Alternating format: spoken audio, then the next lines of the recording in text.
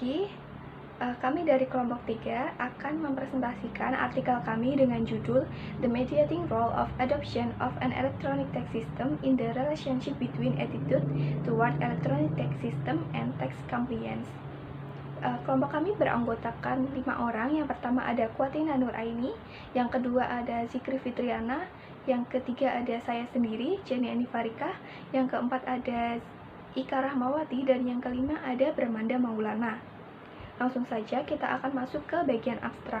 Jadi, tujuan dari penelitian ini adalah untuk menguji pengaruh mediasi adopsi sistem pajak elektronik dalam hubungan antara sikap terhadap sistem pajak elektronik dan kepatuhan pajak.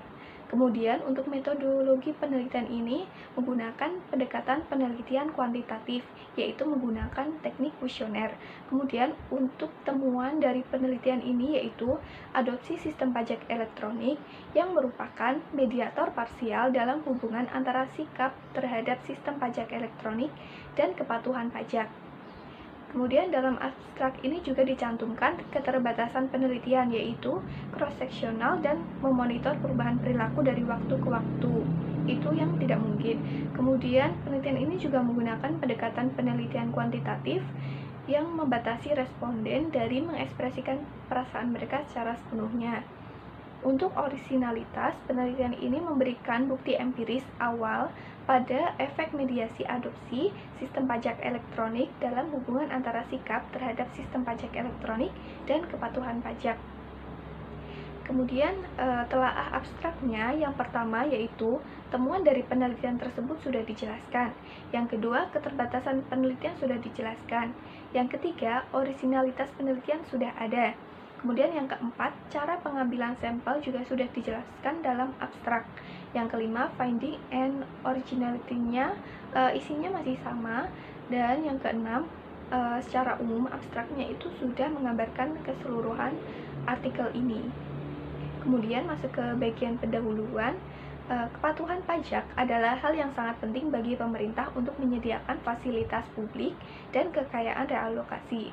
Krisis ekonomi seperti yang terjadi di beberapa negara, misalnya krisis keuangan yang terjadi di Asia di akhir tahun 1990-an ini telah meningkatkan adanya pentingnya kepatuhan pajak di lingkungan ekonomi global. Oleh karena itu, mobilitas pendapatan pajak melalui pajak dari semua agen ekonomi adalah hal yang paling penting bagi pemerintah. Adopsi sistem pajak elektronik adalah mediator parsial dalam hubungan antara sikap terhadap sistem pajak elektronik dan kepatuhan pajak. Telaah pendahuluan dari penelitian ini, yang pertama yaitu fenomena gap-nya itu belum dijelaskan. Yang kedua, riset gap-nya itu sudah memuat banyak data terdahulu. Dan yang ketiga, alasan pemilihan sampel itu sudah dijelaskan. Demikian pemaparan dari saya. Untuk selanjutnya akan dijelaskan oleh rekan saya. Terima kasih.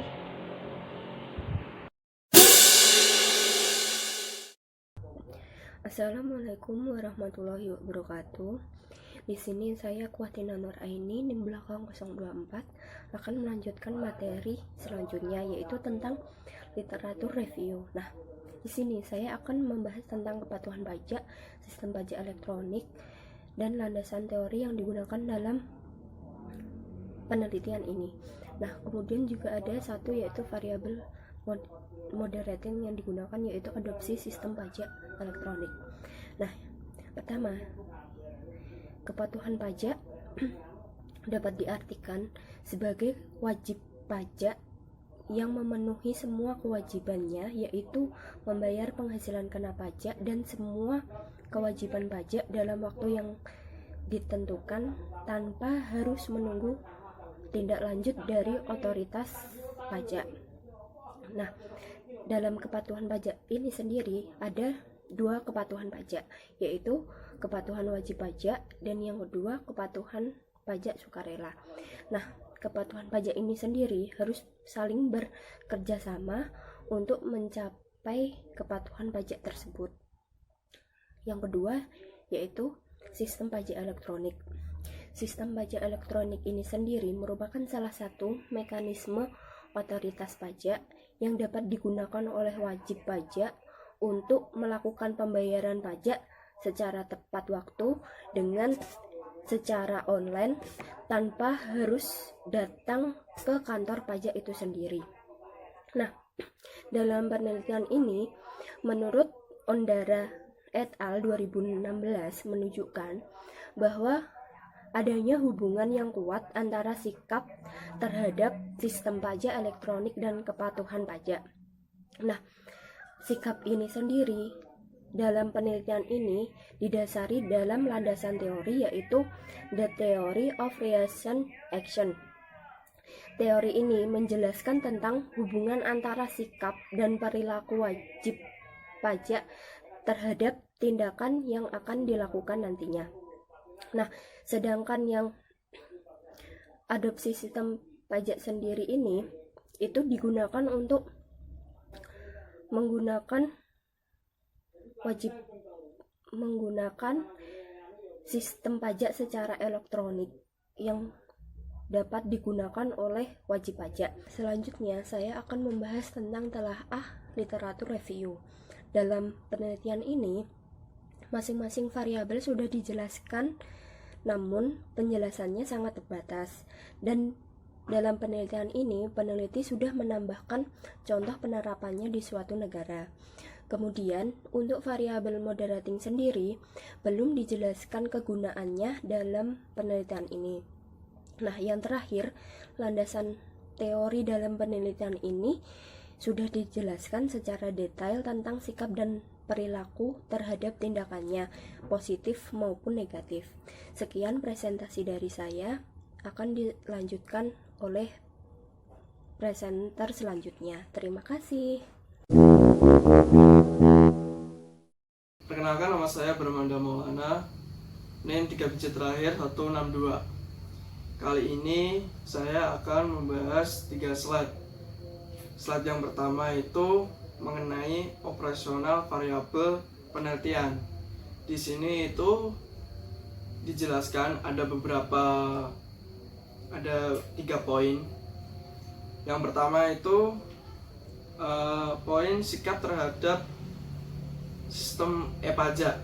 Nah, dari sikap ini itu menentukan pandangan positif atau negatif yang dari sebuah individu untuk memegang terhadap sistem e-pajak untuk waktu yang tertentu.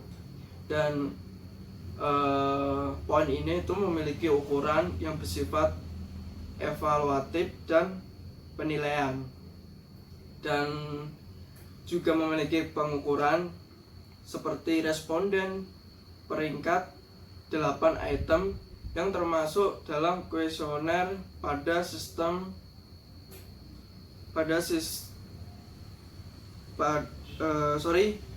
memiliki pengukuran responden, peringkat, 8 item yang termasuk dalam kuesioner pada 6 poin skala Likert.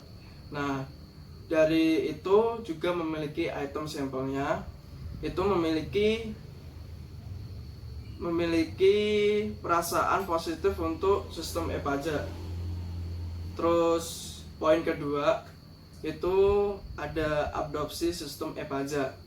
Nah, adopsi sistem pajak ini kemampuan untuk membayar pajak untuk menggunakan sistem e-pajaknya itu sendiri itu, dan memiliki ukuran dengan penggunaan, ukurannya itu penggunaan, dan juga memiliki pengukuran. Nah, pengukuran ini sama seperti yang tadi, responden peringkat 8 item yang memiliki kuesioner dalam 6 poin skala Likert kayak gitu, dan juga memiliki item simple yang berupa menggunakan sistem e-pajak untuk mengajukan pengembalian. Dan poin ketiga ini itu ada penentuan pajak. Penentuan pajak ini memenuhi semua kewajiban pajak seperti yang dinyatakan oleh badan hukum. Dan pandangan ini itu memiliki ukuran yang berupa kepatuhan pembayaran dan kepatuhan regulatori, dan memiliki ukuran juga. Pengukuran itu sama seperti 2 poin yang tadi, dan memiliki item sampelnya itu membayar aktual potongan pajak yang dinilai untuk URA dan mengajukan pengembalian terhadap jangka waktu tempo. Jadi udah ada waktunya tersendiri. Terus kita lanjut ke slide selanjutnya, yaitu tentang teknik pengambilan data. Dari analisis kelompok kami itu di jurnal ini yang berjudul The Mediating Theory Adopsi Tax System Elektronik Pajak di Blade Institute Hubungan. Nah pokoknya itu jurnalnya itu yang sudah di-share di grup, itu menggunakan jenis data kuantitatif, dan tepatnya itu di salah satu perusahaan adopsi sistem pajak elektronik di negara Afrika, tepatnya di Uganda, dan waktunya itu kisaran 2015 sampai 2016. Dan sampelnya ini itu dari 242 SPES kuesioner yang dapat digunakan itu cuma 214 responden yang mewakili tingkat tanggapan itu sekitar 88%. Tingkat responden ini lebih tinggi sebagai akibat dari waktu yang telah diberikan kepada responden. Mayoritas responden itu adalah laki-laki sebanyak 53%, sedangkan untuk perempuannya itu 47%. Selanjutnya itu sebagian besar SPES dimiliki dan dikelola oleh kelompok usia kisaran 30 sampai 40 tahun. Itu sekitar 39%.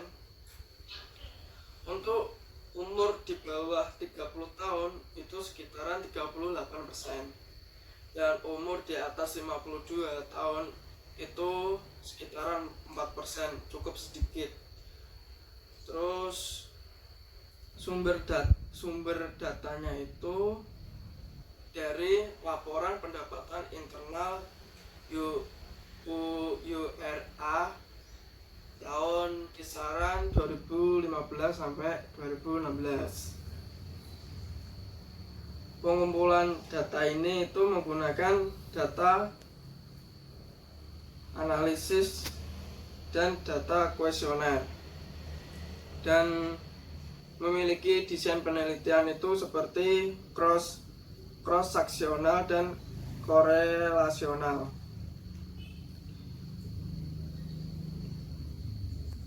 Itu karena yang tadi 214 SPSS itu dianalisis menggunakan bantuan aplikasi seperti SPSS versi 22 dan program McGrath versi Excel. Terus selanjutnya kita masuk ke slide selanjutnya, teknik analisis data.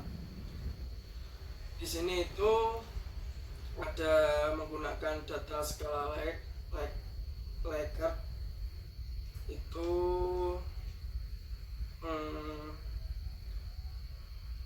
mempunyai 6 poin, karena itu skala lebih memungkinkan peneliti untuk mengekstrak informasi yang lebih tepat dari responden dan situasi yang dialami oleh peneliti. Kuesioner dapat dikembangkan setelah meninjau literatur yang ada pada sikap terhadap sistem e-pajak tersebut, adopsi e-pajak elektronik dan kepatuhan pajak. Dan yang kedua ini ada menggunakan data Kaiser-Meyer-Olkin atau KMO dan Bartlett Test. uji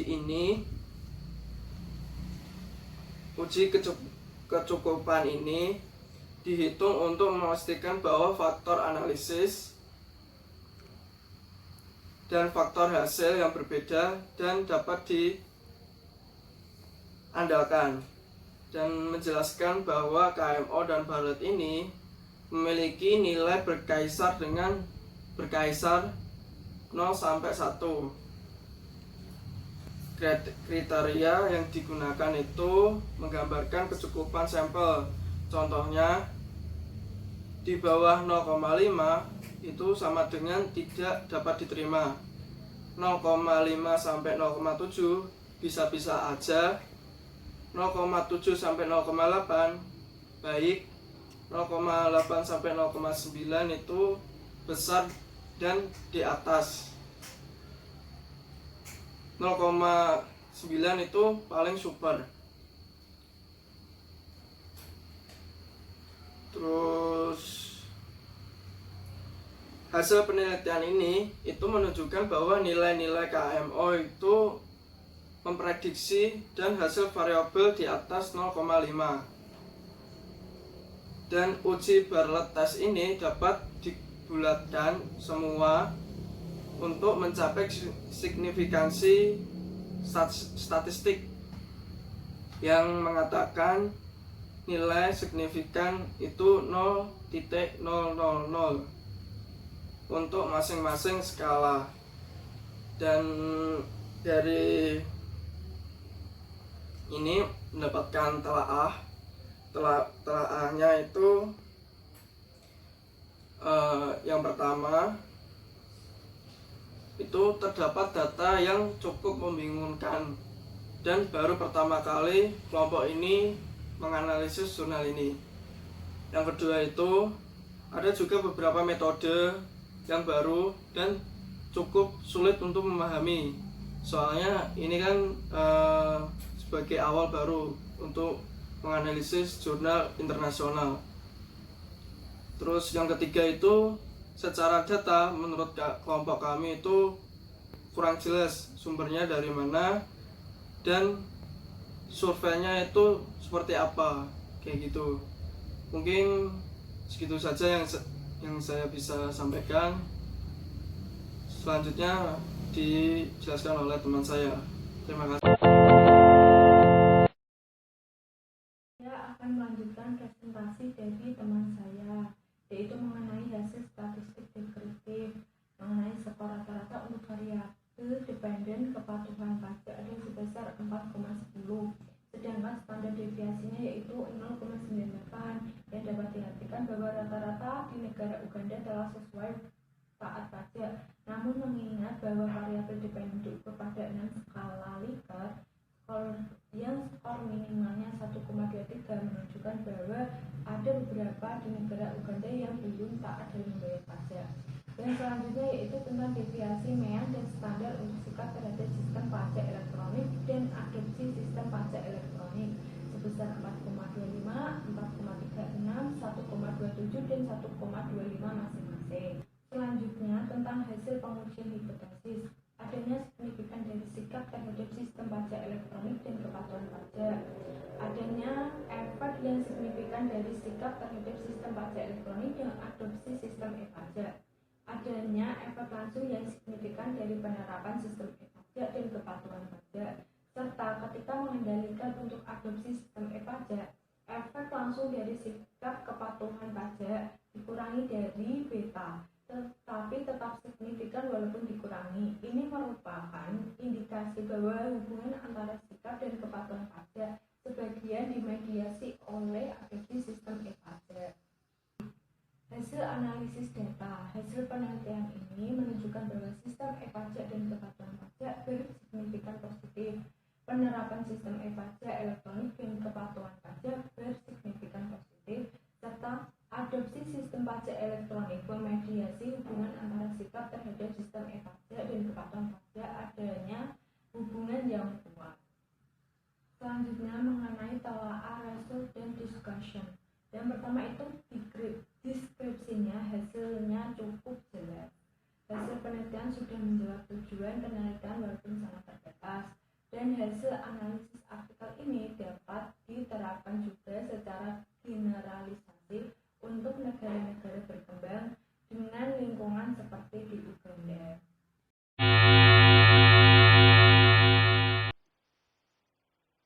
Ya, baik teman-teman, di sini saya Dikri Fitriana ingin melanjutkan presentasi dari teman saya yang sebelumnya. Di sini saya akan menjelaskan mengenai kesimpulan mengenai artikel ini.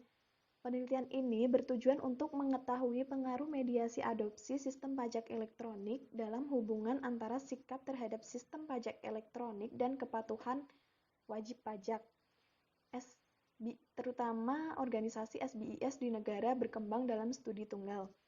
Survei kuesioner didapatkan dari 214 organisasi atau perusahaan SBIS. Adopsi sistem pajak elektronik adalah mediator parsial dalam hubungan antara sikap terhadap sistem pajak elektronik dan kepatuhan pajak. Otoritas pajak jika ingin meningkatkan kepatuhan wajib pajaknya, maka harus mengubah sikap wajib pajaknya ke arah yang lebih positif. Lalu untuk keterbatasan dan rekomendasi selanjutnya, keterbatasan dalam penelitian ini menggunakan metode cross-seksional di mana peneliti tidak bisa meneliti sikap dari waktu ke waktu. Kemudian menggunakan pendekatan kuantitatif, di mana pendekatan kuantitatif ini akan membatasi ekspresi dari wajib pajak untuk sistem pajak elektronik ini. Penelitian ini dilakukan di Uganda, di mana setiap negara di dunia ini memiliki aturan yang berbeda-beda, aturan nasional sendiri-sendiri. Jadi mungkin saja untuk negara berkembang ini bisa dilakukan. Rekomendasi untuk peneliti selanjutnya yaitu yang pertama menggunakan pendekatan campuran, yaitu pendekatan kuantitatif dan kualitatif. Kemudian penelitian ini bisa dilakukan di negara yang memiliki ciri-ciri berbeda dari negara Uganda.